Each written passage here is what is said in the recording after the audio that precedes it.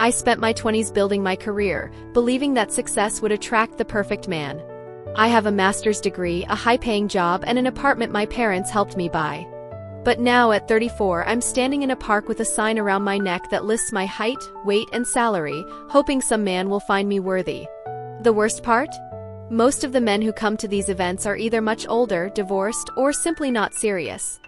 The few decent ones get mobbed by dozens of women. Last week, a man earning 40,000 yuan a month was surrounded by at least 50 women within minutes. He looked terrified. I used to think I was special, but now I realize I'm just another face in the crowd, begging for attention. What hurts the most is knowing that 10 years ago I could have had my pick. Now I'm the one being picked over. This woman's anguish is not an isolated case. Across China, a silent but seismic shift is taking place in the realm of marriage and relationships. The once unshakable societal expectation that every woman should marry by a certain age has collided with economic realities, changing gender dynamics, and deeply ingrained cultural standards. The result is a generation of educated, financially independent women who find themselves stranded in a dating market that no longer favors them. The streets of major cities have become stages of quiet desperation, where women hold up signs advertising their virtues, only to be met with indifference from men who either cannot or will not commit to marriage. I thought love was supposed to be about connection, about finding someone who truly understands you.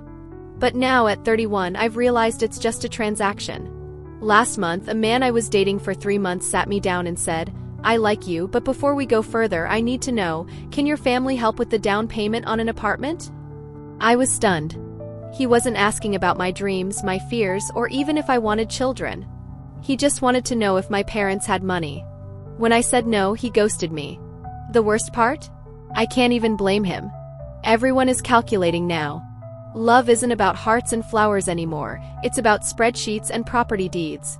And I don't know if I can play that game. This woman's disillusionment cuts to the heart of modern romance in China, a landscape where love has been stripped down to cold, hard economics. Gone are the days of courtship built on shared values or emotional intimacy. Instead, relationships have become negotiations, with each side weighing assets and liabilities before committing. The pressure to secure financial stability has turned dating into a high-stakes gamble, where emotions are secondary to practicality. For many women, this transactional approach is a bitter pill to swallow. They were raised on stories of grand romances, of soulmates who would cherish them for who they are, not what they can provide. But reality has proven far harsher. Men, burdened by societal expectations to be providers, now approach relationships with the caution of investors assessing risk. A woman's value is no longer measured by her kindness or intellect, but by her family's wealth, her salary, and her willingness to contribute financially.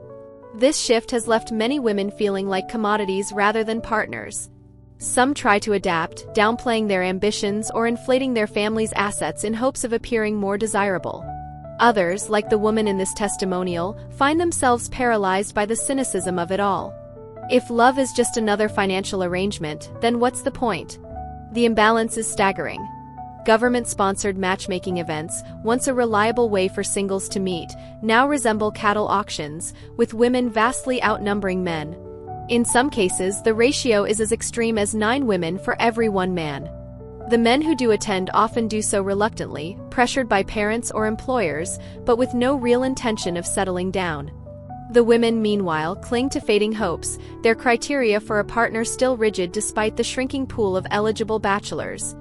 The reasons behind this crisis are complex, rooted in decades of social engineering, economic upheaval, and the unintended consequences of progress. China's one-child policy, implemented in 1979 to curb population growth, created a gender imbalance that persists to this day. Millions of baby girls were abandoned or aborted in favor of sons, leading to a surplus of men in the general population. Yet, paradoxically, in the urban marriage market, the opposite problem exists: too many women and not enough willing men. This is because the men who are most desirable, those with stable incomes, property, and education, are in such high demand that they can afford to be selective. Meanwhile, the less privileged men, often from rural areas or with lower earning potential, are overlooked by urban women who refuse to marry down. Adding fuel to the fire is China's skyrocketing cost of living. In the past, marriage was seen as an economic partnership, a way to share burdens and build stability. But today, for many men, marriage is a financial trap. The expectations placed on grooms are immense. They must own an apartment, a near impossible feat in cities where prices rival those of New York or London, furnish it, pay for an extravagant wedding, and often support their wife's family as well. Even middle-class men find themselves priced out of marriage, leading many to simply opt out altogether. A 30-year-old man from Guangzhou, speaking anonymously, explained his reluctance. "I make decent money, but after rent, food, and saving for the future, there's nothing left. If I get married, I'll have to buy a house, which means taking on a mortgage that will take 30 years to pay off. Then there's the wedding, the children's education, the pressure to keep up with my wife's spending. Why would I sign up for that? I'd rather stay single and enjoy my life." This sentiment is spreading rapidly among young Chinese men, who see marriage not as a milestone of adulthood, but as a potential ruin of their financial freedom. The rise of the lying flat movement, where young people reject societal pressures to overwork and instead embrace a minimalist lifestyle, has only exacerbated the trend. For women, however, the consequences are dire. Despite their education and independence, they are still judged by traditional standards that measure their worth by marriage and motherhood. The pressure to conform is immense. Parents, fearing social shame, relentlessly push their daughters to marry before it's too late. Matchmaking corners in parks, where parents exchange resumes of their unmarried children, have become battlegrounds of anxiety. One mother, holding a photo of her 32-year-old daughter, lamented, "She's beautiful, has a PhD and a good job. But men are intimidated by her. They want someone younger, someone less accomplished. What was the point of all her hard work if no one wants her?" For the women themselves, the psychological toll is crushing.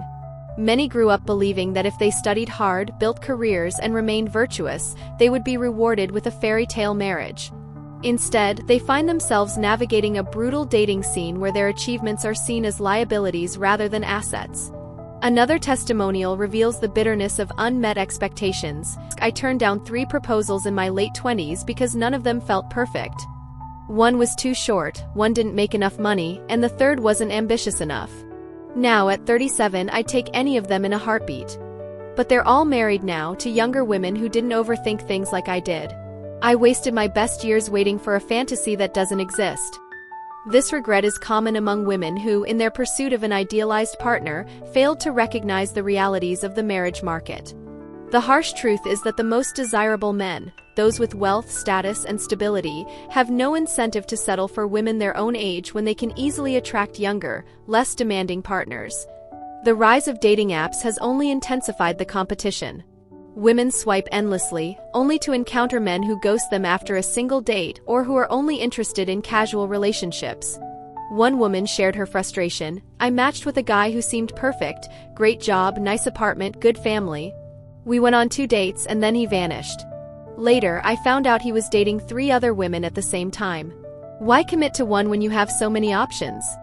For those who refuse to lower their standards, the future is bleak. China's social safety nets are weak, and without children to care for them in old age, single women face the prospect of loneliness and financial insecurity. Some are turning to egg freezing, hoping to preserve their fertility while they continue the search for a partner. Others are leaving the country altogether, seeking better prospects abroad where their age and education are less stigmatized. Yet, despite the gloom, there are signs of change. A small but growing number of women are rejecting marriage entirely, choosing instead to focus on careers, friendships, and self-fulfillment. They are the pioneers of a new China, one where a woman's worth is not tied to her marital status. But for most, the cultural conditioning runs too deep.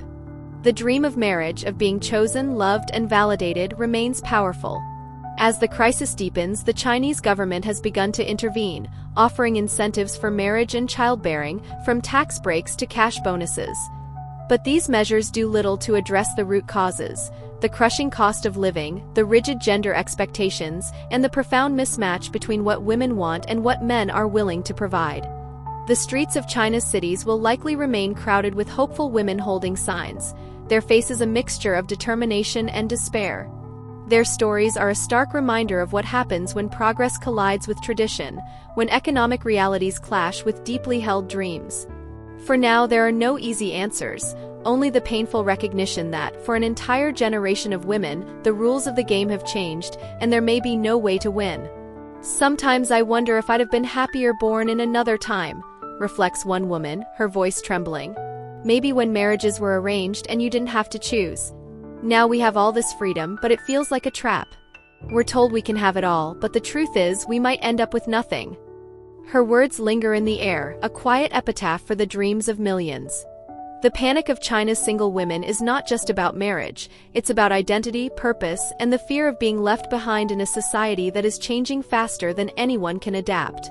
And as the billboards and blind dates continue, the question remains, what happens to a generation of women who did everything right, only to find that it wasn't enough?